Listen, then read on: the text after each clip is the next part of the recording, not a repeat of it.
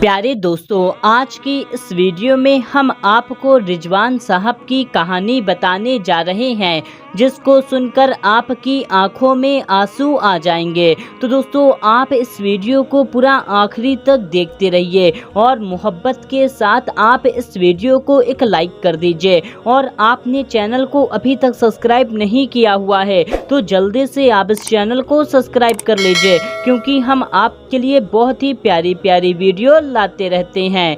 प्यारे दोस्तों, रिजवान साहब ज़ईफ़ यानी बूढ़े हो चुके थे। इनकी 4 लड़कियां थीं और चारों की चारों शादी के लायक हो चुकी थीं। सबसे बड़ी लड़की तकरीबन 24 साल की थी, उससे छोटी लड़की तकरीबन 22 साल की थी, उससे छोटी लड़की तकरीबन 20 साल की थी और सबसे छोटी लड़की तकरीबन 18 साल की थी। रिजवान साहब का कोई बेटा नहीं था और गरीबी की वजह से इनकी लड़कियों की शादी नहीं हो पा रही थी। रिजवान साहब अपने घर में अकेले कमाने वाले थे। ये एक गैर मुस्लिम यानी क्रिश्चियन औरत के घर में साफ सफाई, कपड़े धोना और गार्डन की देखभाल का काम किया करते थे। रिजवान साहब की जो मालकिन थी, उसके घर में सिर्फ वो क्रिश्चियन औरत और उसका एक 5 साल का छोटा बच्चा रहता था। उसका शौहर विदेश में बिजनेस देखता था और ये क्रिश्चियन खातून यहाँ की 2 फैक्ट्रियों को संभाला करती थी।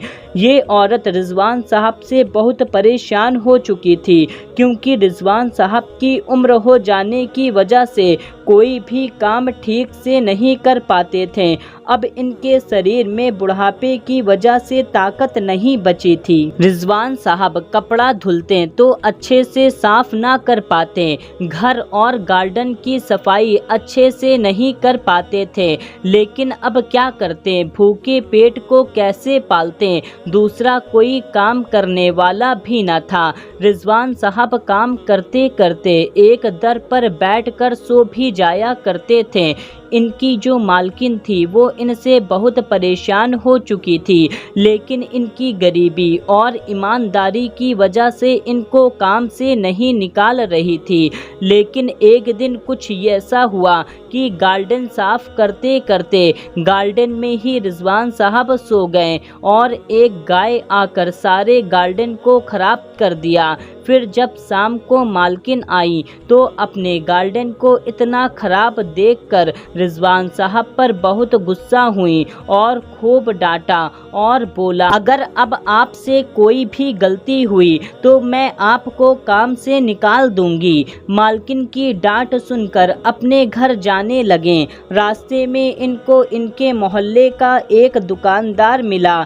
इनको 4 बातें सुनाई। रिजवान भाई, तुमने मेरे 10 किलो चावल और 2 किलो दाल के पैसे आज तक नहीं दिया है।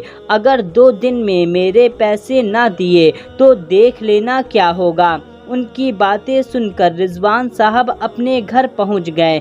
घर पहुंचते ही मझली बेटी ने एक गिलास पानी ला कर दिया। फिर उनकी बूढ़ी बीवी बगल में आकर बैठ गईं और कहा, साहब, आज रमज़ान का चांद नज़र आ गया है। रमज़ान का सामान चाहिए। घर में कुछ पैसा नहीं है और ना ही एक सामान है। दुकान वाला अब उधार देने को मना कर दिया है। बेटियों को कोई कहीं से रिश्ता नहीं आ रहा है और जो आता भी है वो दहेज मांगते हैं। अब कल घर में क्या खाने को बनेगा। जो आपकी तनख्वाह मिलती है सबका सब किराया देने में चला जाता है। इतने पर रिजवान साहब कहते हैं, सब्र करो, अल्लाह हमारा मालिक है। वो अपने बंदों से 70 माओं से बढ़कर मोहब्बत करता है, वही इंतज़ाम करेगा। फिर जब पहली शहरी का वक्त आया तो घर में जो कुछ रूखा सूखा था बड़ी बेटी ने गरम किया। सब ने मिलकर उससे शहरी कर ली और रोज़ा रख लिया। کیا۔ ماں اور بیٹیوں نے گھر میں نماز ادا کر لی اور رضوان صاحب مسجد گئے، نماز ادا کیا اور وہیں سے کام پر چلے گئے۔ وہ کرسچن خاتون اپنے گارڈن میں مارننگ واک کر رہی تھی۔ رضوان صاحب اس خاتون سے جا کر کہتے ہیں، مالکن صاحب، آج سے ہمارا رمضان لگ گیا ہے، گھر میں کچھ پیسے نہیں ہیں، آپ کچھ پیسے دے دیں تو ہمارا افطاری کا انتظام ہو جائے گا۔ اس عورت نے کہا، میں نے آپ کو بہت پیسے ایڈوانس میں دے دیا ہے، اتنا پیسہ دیا ہے کہ جتنا آپ کام بھی نہیں کرتے اس سے زیادہ ہی آپ کو پیسہ دے دیا ہے، اب میں آپ کو ایک پیسہ نہیں دوں گی۔ اتنا کہہ کر اس خاتون نے کہا، اگر آپ میرا ایک کام کر دو تو میں آپ کو کچھ پیسہ دے سکتی ہوں۔ یہ سن کر رضوان صاحب بہت خوش ہو گئے اور بولا، جی مالکن، میں آپ کا کام کروں گا۔ اس خاتون نے ان کو ان کی طاقت سے بھی زیادہ کا سامان ان پر لاد دیا اور کچھ پیسے دے دیے اور بولا، یہ سامان میرے بزنس پارٹنر کے گھر پہنچا دو۔ یہ بول کر وہ خاتون گھر کے اندر چلی گئی۔ سامان اتنا وزن دار تھا کہ رضوان صاحب سے اٹھ نہیں رہا تھا۔ جیسے تیسے سارا سامان اٹھا کر اس خاتون کے بزنس پارٹنر کے گھر رکھ دیا اور وہیں پر سر پر ہاتھ رکھ کر بیٹھ گئے۔ کچھ دیر کے بعد اس گھر کا مالک باہر آیا، جس کا نام تسلیم تھا۔ وہ بھی ایک رحم دل مسلمان تھا۔ اس نے رضوان صاحب سے سامان لیا اور اپنے نوکروں کو بلایا اور سامان اندر رکھوا لیا اور رضوان صاحب کو کچھ پیسے بھی دے دیے۔ رضوان صاحب بہت خوش ہوئے اور پھر وہ مالکن کے گھر نہ جا کر سیدھا اپنے گھر کی طرف نکل گئے۔ سب سے پہلے اس دکاندار کے پاس گئے اور اس کا سارا قرض چکایا اور پھر افطاری کا سامان خریدا اور اپنے گھر میں سارا سامان رکھ دیا اور پھر سے مالکن کے گھر پہنچ گئے۔ وہاں کیا دیکھتے ہیں کہ اس کرسچن عورت کا شوہر آیا ہوا ہے۔ رضوان صاحب اس سے ملے اور باتیں کی اور پھر کام پر لگ گئے۔ عصر کا وقت ہوا تو ان کا مالک اپنے بچے کو لے کر باہر ٹہلنے نکلا۔ جیسے ہی وہ باپ بیٹے باہر نکلے ویسے ہی ایک ٹرک نے دونوں باپ بیٹے کو ٹکر مار دیا۔ جیسے ہی ٹکر لگی ویسے ہی باپ بیٹے تھوڑی دور پر جا گرے۔ پھر ایک شور اٹھا کہ ایکسیڈنٹ ہو گیا، ایکسیڈنٹ ہو گیا۔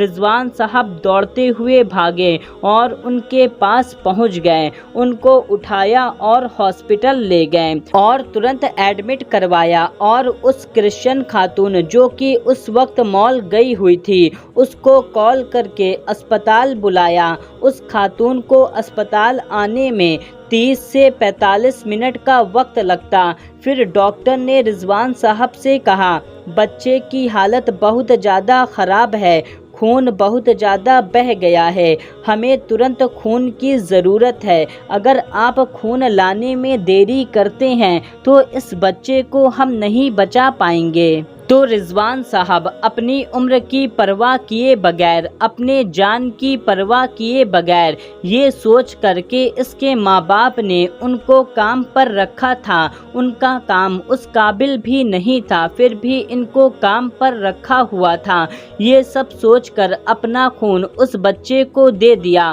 اور اس کی جان بچائی۔ پھر جب وہ خاتون آئی تو ڈاکٹروں نے سارا ماجرا اس خاتون کو بتایا کہ کس طرح سے رضوان صاحب نے وقت گوائے بغیر بنا سوچے سمجھے اپنا خون دے دیا۔ پھر کچھ دن کے بعد جب وہ باپ بیٹے ٹھیک ہو گئے تو ایک دن افطاری کا وقت تھا۔